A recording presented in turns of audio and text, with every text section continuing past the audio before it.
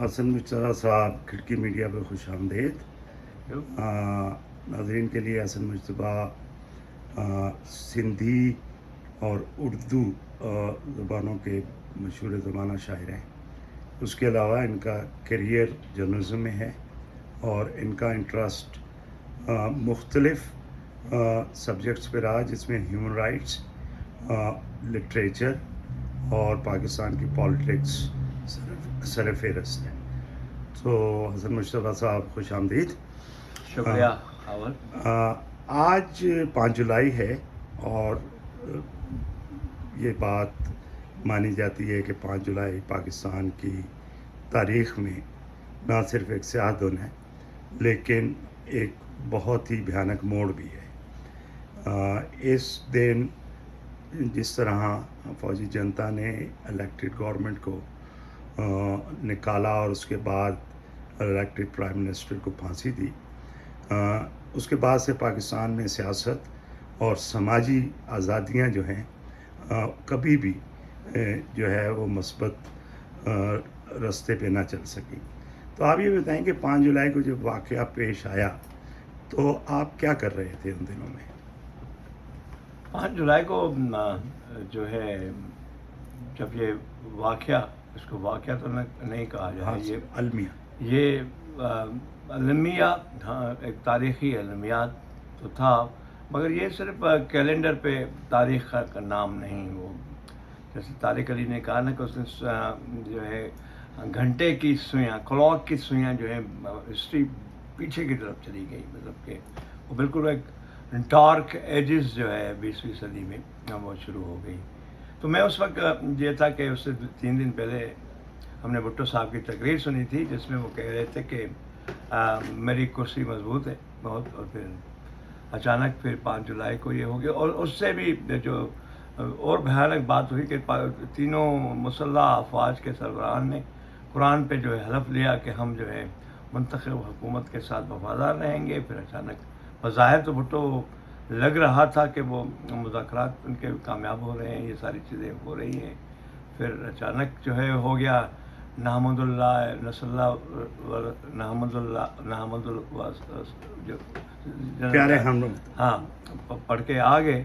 تو جب وہ آ گئے تو بڑی حیرت ہوئی، ایک دم ساری کایا پلٹ گئی. ویسے میں اس کو ویسے معذرت تو کیا، مطلب اگر فرینک پوچھیں گے کوئی دور میں بہت بڑا فرق تو تھا 5 جولائی کے بھٹو اور 5 جولائی کے بعد والے بھٹو میں صرف شب و روز کا فرق نہیں تھا، بہت بڑا فرق تھا جو آج تک بھی بالکل ہے اور لڑ رہا ہے ایک صورت میں.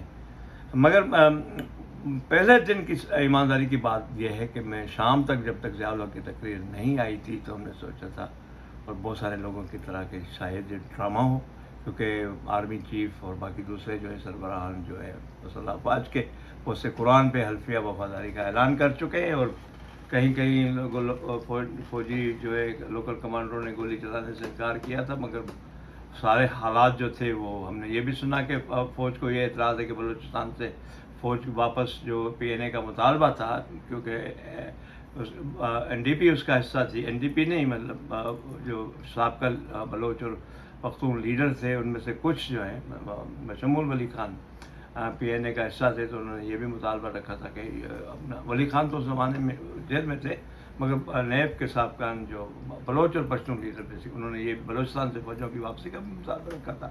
تو پی این اے ایسے لگ رہا تھا کہ جو ہے فوج کو یہ اعتراض ہے، مگر اچانک یہ کایا پلٹ گئی. مگر جب ہم نے دیکھا اور ایک شخص ہے اور بہت بڑی مونچھوں سے، بالکل ایسے جیسے پرانی انڈین یا اس سے بھی پہلے گونگی فلموں کے ویلن ہوتے تھے، جو لڑکی کو بقول شخص سے ریلوے ٹریک پہ باندھ لیتے تھے، اور تو ایسے لگا کہ کوئی ایسا ویلن آیا ہے. اور لٹرلی وہ شخص جو ہے فوج کا سربراہ پہلے دن اپنے جو لکھا ہوا خطاب تھا قوم سے، اسے خطاب کہوں گا، کہ وہ تھوک لگا کر اپنی بڑی مونچھوں کے نیچے والرس جیسی مونچھیں وہ بالکل پنے اپنی تقریر کے جو ہے پلٹا رہا تھا. تو یہ میری یادگیری ہے پہلے دن اس کی. حضرت صاحب، آپ کا کیونکہ لٹریچر اور شاعری اور اس سے متعلق دوسری صنف سے بہت نزدیکی تعلق ہے.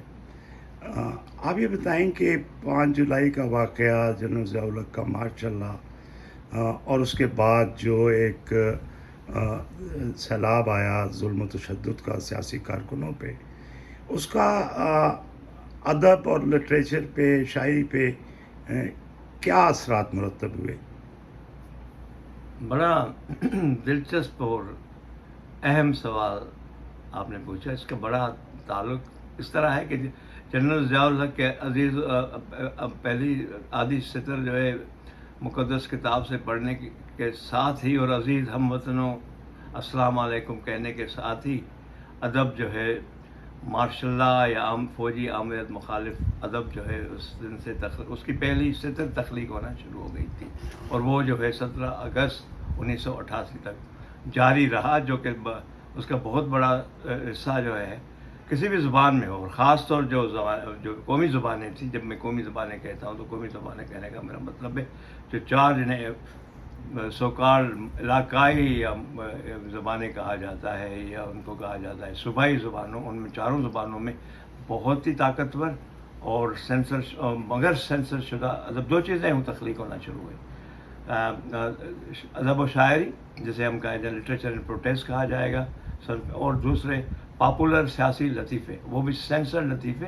اور یہ آپ کو حیرانی ہوگی کہ یہ سارے جبر کے موسم میں تخلیق ہوتے ہیں. جتنے بھی رجیمز دیکھیں، کمیونسٹ، غیر کمیونسٹ، اسلامی اور جو ہے منارکی، اور جہاں بھی ہو، تو لطیفے جو ہے کیونکہ لوگ ہنسنا بھول جاتے ہیں تو وہ جوکس بنتے ہیں، اور جوکس جو ہے بنانے والے آپ کو تو پتہ ہے، آپ بھی بہت عرصہ اس زمانے کے شکار ہے، پابند سلاسل رہے، آتے جاتے آوت جاوت آپ کی بھی لگی رہی، یا تو دیواریں کالی کرتے رہے راول پنڈی کے، آپ کی آوت جاوت لگتی رہی، تو وہ لطیفے سارے جیلوں میں بنے. اس لیے ادب بھی سیاسی ڈائریاں وہ بھی جیلوں میں بھی لکھی گئی، مگر باہر ادب تخلیق ہوا. اور میں آپ کو بتاؤں گا، جیسے پہلے سے آپ نے احمد فراز کے جو پشاور قاتلوں سے خطاب ہے، بہت ہی شعرائے آفاق ان کی نظم ہے، اس میں ہے نا کہ کیا خبر تھی کہ کل یہ شکستہ انا اپنے زخموں کو ہی چاٹنے آئیں گے، قتل بنگال کے بعد جولائی میں شہریوں کے گلے کاٹنے آئیں گے.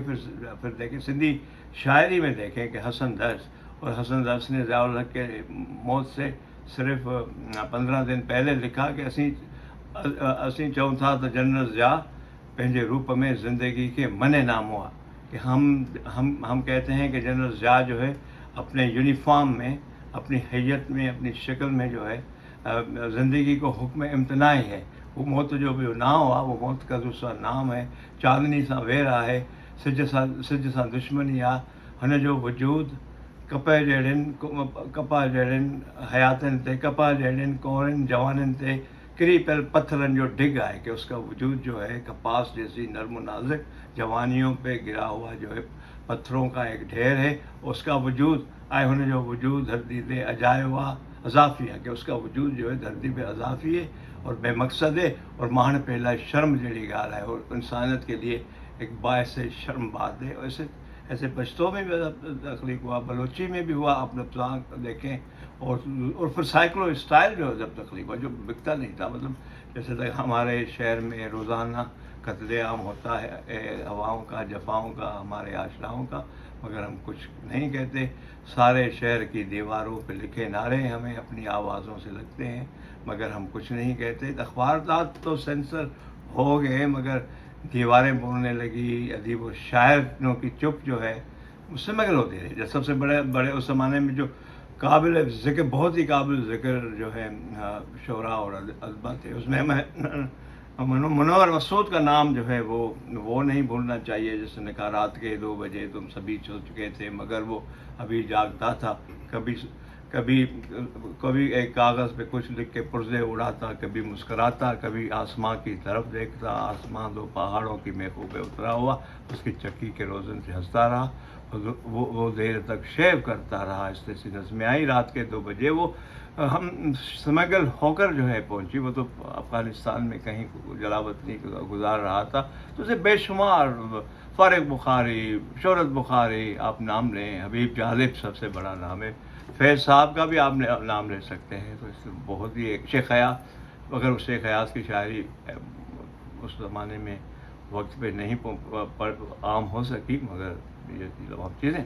ہاں، اور ہم مانک کو کیوں بھولتے ہیں؟ مانک جو سندھی کا ناول نگار تھا، جس کے لیے فہمی اللہ ریاض نے لکھا کہ مانک کو ماشاء اللہ نے مار دیا، اور اس کا جو ناول ہے سا مٹھ میں، کہ سانس مٹھی میں، وہ یہاں نہیں چھپا، وہ ہندوستان میں چھپا. اور موہن کلپنا جو ہندوستان میں سندھی زبان کے سب سے بڑے فکشن نگار تھے، اب تو فوت ہو گئے، انہوں نے لکھا کہ یہ ناول جو ہے سندھی کا، یہ پاکستان جیسے نظریاتی اور ایٹمی ملک اس کا بوجھ نہیں برداشت کر سکا، تو یہ انڈیا میں چھپ رہا ہے، وہ پھر سے مگر اوپر اب ریپرنٹ ہوا ہے.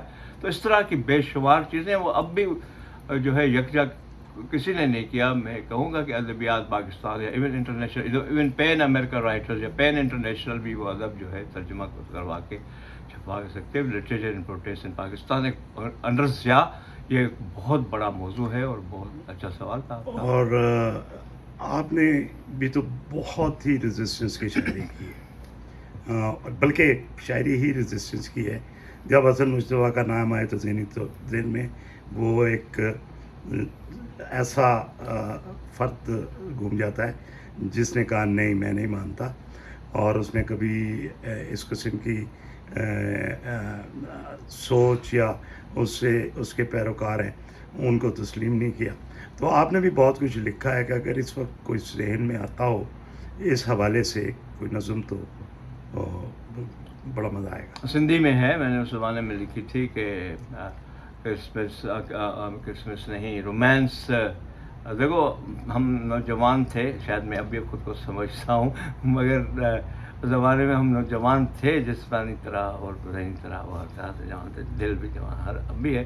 مگر ہم نے جو شاعری کی رومانس کے، اس میں رومانس 86 اس کا نام تھا. 2 سال میں کبھی 1 کے پھر رومانس 88 میری نظم کے طور پر مشہور ہے. مگر وہ ہے کہ تم سندھی میں ہے، تو اس کی چند لائنیں بالکل ضیاء کے زمانے میں چھپی. توں بلیک آؤٹ جی راتن کرفیو جو ڈींहं में मूंसां मुंहिंजे प्यार जूं ॻाल्हियूं न कर. आज जिनेवा टाक्स ते कुझु सोचियूं. G3 राइफल जी गोली कर्ज़ में जेका मिलियल अथनि, नाव पंहिंजो थी पुछे. हेमू कालाणी, भगत सिंह, चे गवेरा, नाव पंहिंजो, पंहिंजा फांसी ॻाल्हि ॾे वधंदड़ क़दम, टार्चर सेलनि में पंहिंजी दोस्ती, जेल जे सीखुनि पुठियां हर चहक ते टहक ॾे थी ज़िंदगी. न्यूक्लियर कुर्सियुनि ते वेठल मौत जा सभु छाड़ता, वाइड़ा अॼु थी विया छावड़ियुनि में गुल आख़िर के टिड़िया.